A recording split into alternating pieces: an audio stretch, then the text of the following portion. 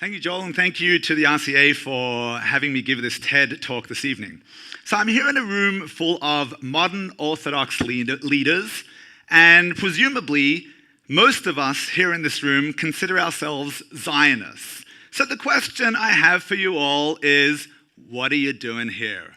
What are you doing in Chutz La'aretz in the diaspora? If you're a Zionist, you should be living in the land of Israel, in the state of Israel. So can you be a Zionist living outside of Israel? Let's address Zionism this evening. I want to present to you 3 ways that you can be a true Zionist. Number 1, make Aliyah. It goes without saying, if you can make Aliyah, if you can get your congregants to make Aliyah, that is the ultimate Mesiras Nefesh, the ultimate self-sacrifice that you can do. Putting your children in the army, putting your children and yourselves at risk for the safety and security of the Jewish people. The ultimate sacrifice. Thank God we have a state of Israel we did not have for 2,000 years. It's a blessing. The first time that we can feel safe and secure as a people, not only in Israel, but we are safe and secure here in North America and throughout the world because we have the state of Israel. So number 1, if you want to be a Zionist, make Aliyah. So for many years, my wife, Batya, and I knew that when we would make Aliyah, where would we live? Of course, the holy city of Jerusalem. If you're going to go to Israel, where are you going to go? You might as well go to the pinnacle. Go to the city of Jerusalem, the holiest city in the world. And we'd actually looked at a number of apartments. We were ready for eventually we would make the move. Then a couple of years back, we said to ourselves, you know what? Israel's a big place. Israel is an entire holy country.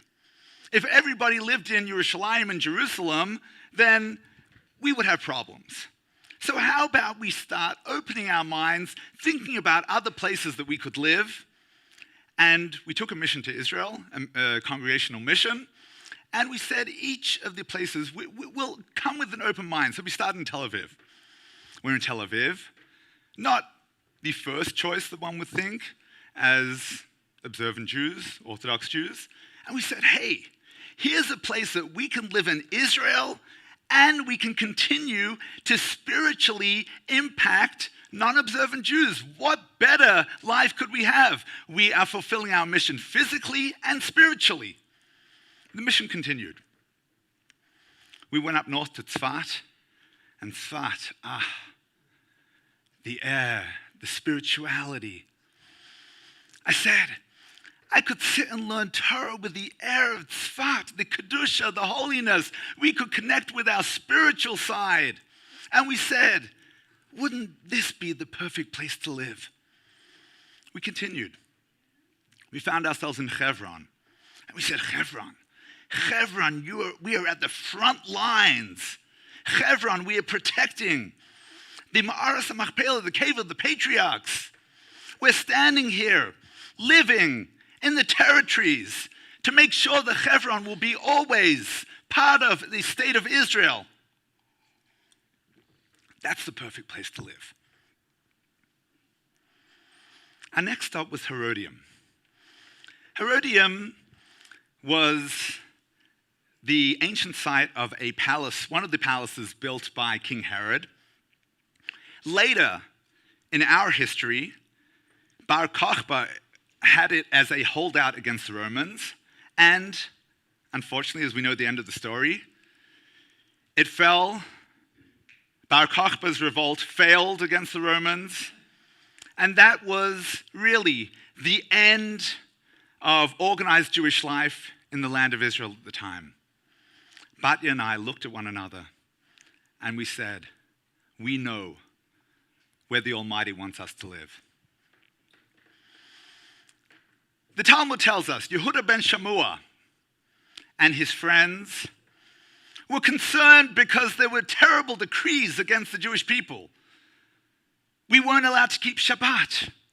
We weren't allowed to circumcise our children. We weren't allowed to learn Torah. So what did they do? They went off to a Roman noblewoman And they said, help us, give us advice. How do we get out of this? And she said, well, it's easy. There are rules of engagement. You have to go and demonstrate. That's the way it works here in Rome. You have to go with placards. And sure enough, they went, stood on the streets of Rome, held up the signs, and they said, are we not all children of God? Are we not all brothers and sisters? Why would you discriminate against us? Why would you not allow us to practice our religion? Says the Talmud, the decree was annulled.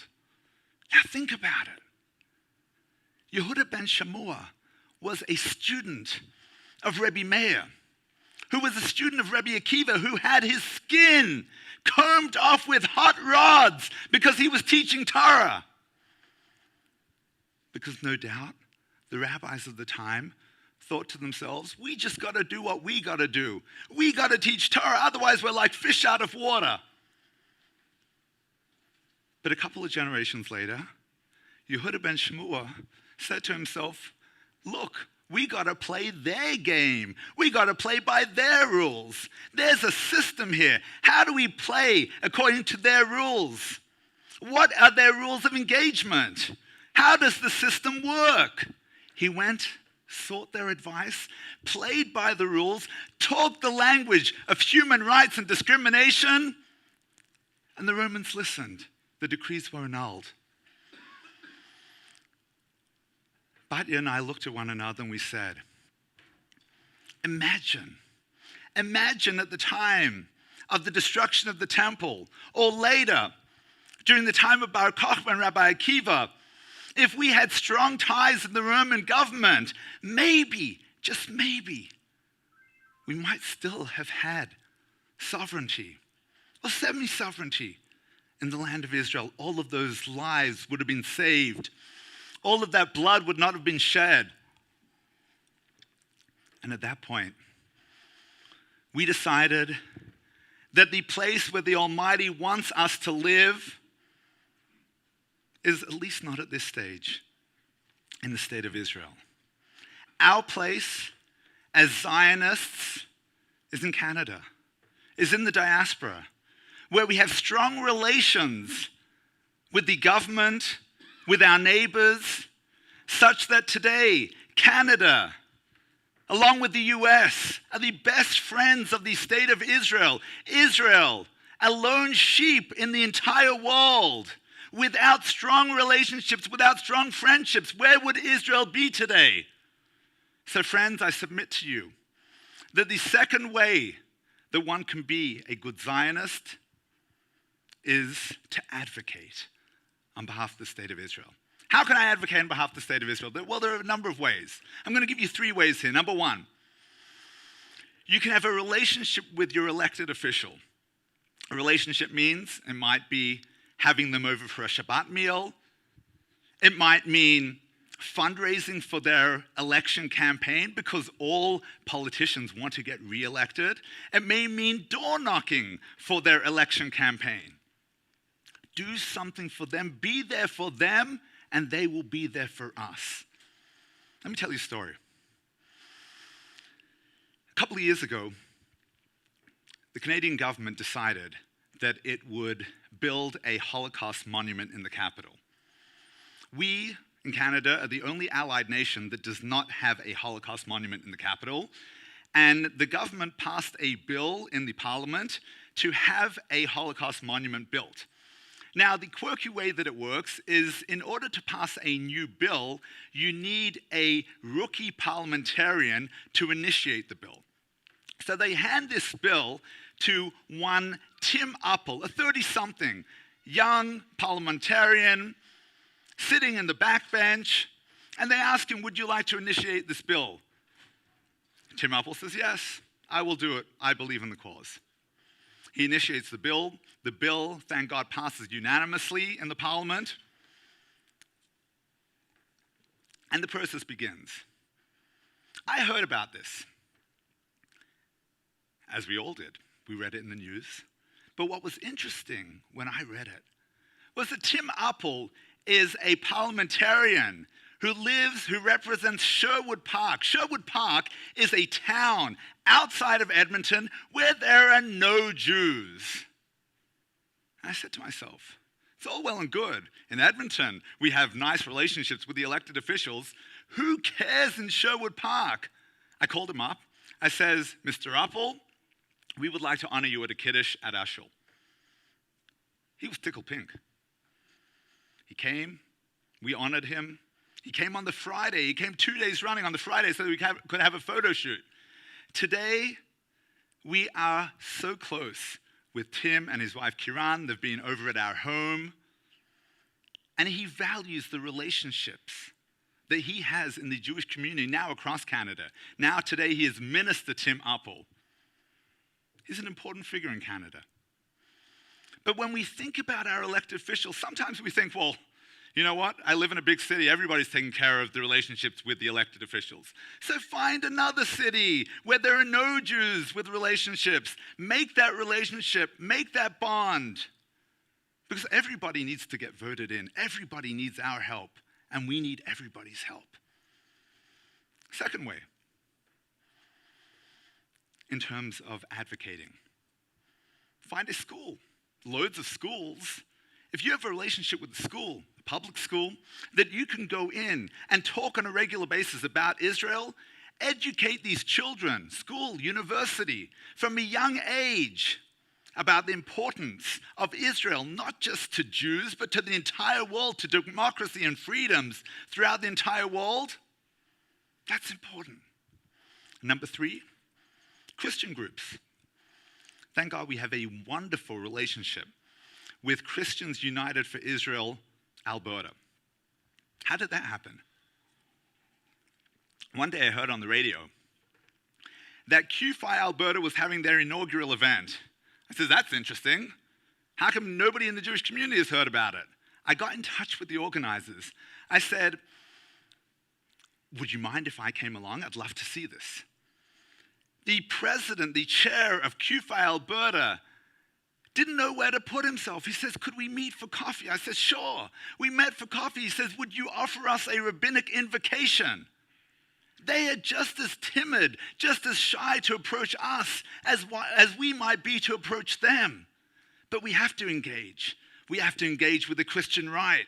They don't all place Israel at the top of their priority list. They've got other things, other priorities.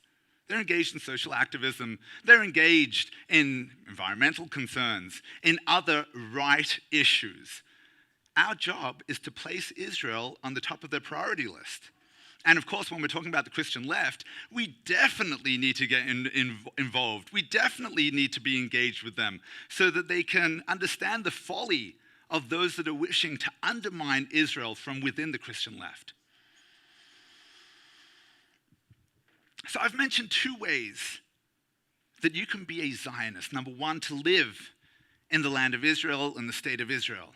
Number 2, to advocate on behalf of the state of Israel. I'm going to give you one more way. This is the 3rd way that you can be a good Zionist. Let's say that for whatever reason, you're not ready to make Aliyah.